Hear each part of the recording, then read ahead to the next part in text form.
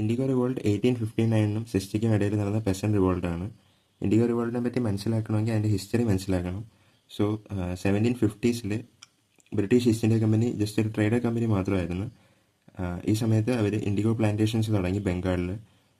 ഈ സമയത്ത് IndiGo use ചെയ്തിരുന്ന ജസ്റ്റ് ഡൈക്ക് വേണ്ടി മാത്രമായിരുന്നു. ഇൻഡിഗോ ചൈനയിലോട്ടും UK-യിലോട്ടും യൂറോപ്പിലോട്ടും ഒക്കെ എക്സ്പോർട്ട് ചെയ്തിരുന്നു. ഇതുകൊണ്ടൊക്കെ തന്നെ British East India company indigo പ്ലാന്റേഷൻസിൽ വളരെയധികം ഹാപ്പി ആയിരുന്നു. പക്ഷേ പെസൻസ് ഈ പറയുന്ന പ്ലാന്റേഷൻസ് ഹാപ്പി അല്ലായിരുന്നു. രണ്ട് കാരണങ്ങളും ഉണ്ട്. ഒന്ന്, സോയിൽ ഇൻഫെർട്ടൈൽ ആകുമായിരുന്നു. അതുപോലെ തന്നെ കൂടുതൽ വെള്ളം ഉപയോഗിക്കുമായിരുന്നു.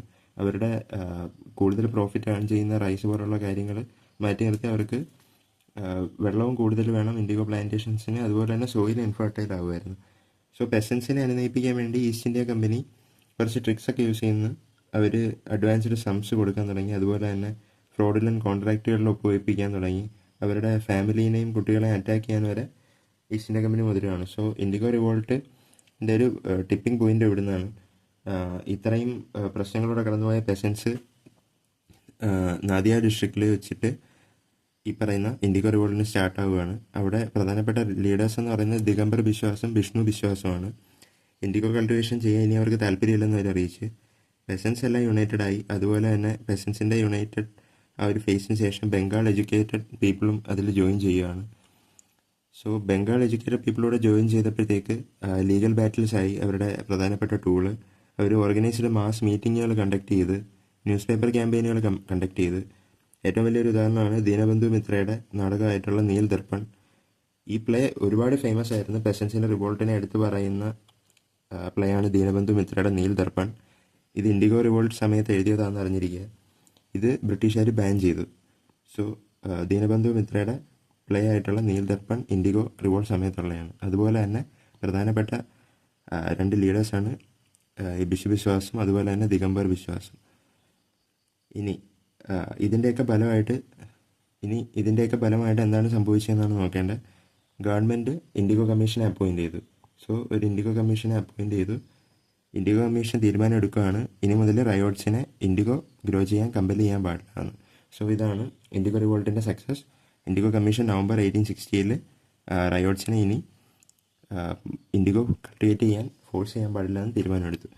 അടുത്തത് നോക്കാനുള്ളത് പപ്ന റിവോൾട്ടാണ്. പപ്ന റിവോൾട്ട് 1870s 1880s ഇടയിൽ നടക്കുന്ന ആ സമയങ്ങളിൽ നടക്കുന്ന ഒരു സീരീസ് ഓഫ് റിവോൾട്ടാണ്.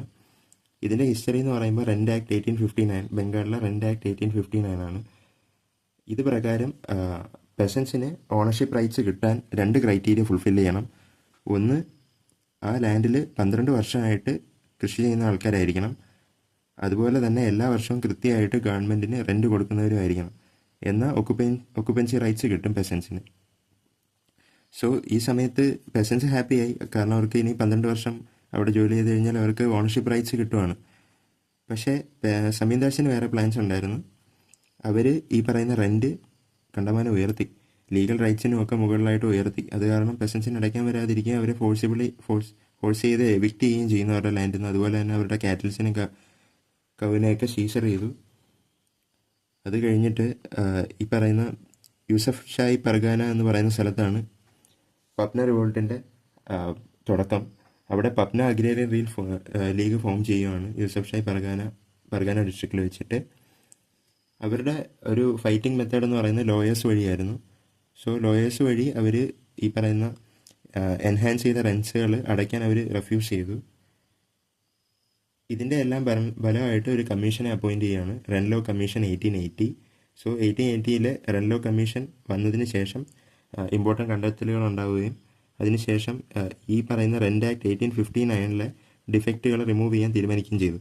സോ ഇതിൻ്റെയൊക്കെ ഫലമായിട്ട് ബംഗാൾ ടെനൻസി ആക്ട് 1885 നിലവിൽ വരുന്നതാണ്. ഇപ്പോഴും 12 ഇയേഴ്സ് എന്ന് പറയുന്ന ക്രൈറ്റീരിയ അവിടെ തന്നെ ഉണ്ട്. പക്ഷേ പെസൻസിനെ അവരുടെ ലാൻഡിൽ നിന്ന് എവിക്റ്റ് ചെയ്യാൻ സാധിക്കത്തില്ല. എവിക്റ്റ് ചെയ്യണമെങ്കിൽ സിവിൽ കോർട്ടിൻ്റെ ഓർഡർ ഉണ്ടാവണം. സോ ഇതാണ് റെൻലോ കമ്മീഷൻ ഫോം ചെയ്തതിന് ശേഷം പപ്നയിലെ പെസൻസിന് കിട്ടിയ നീതി.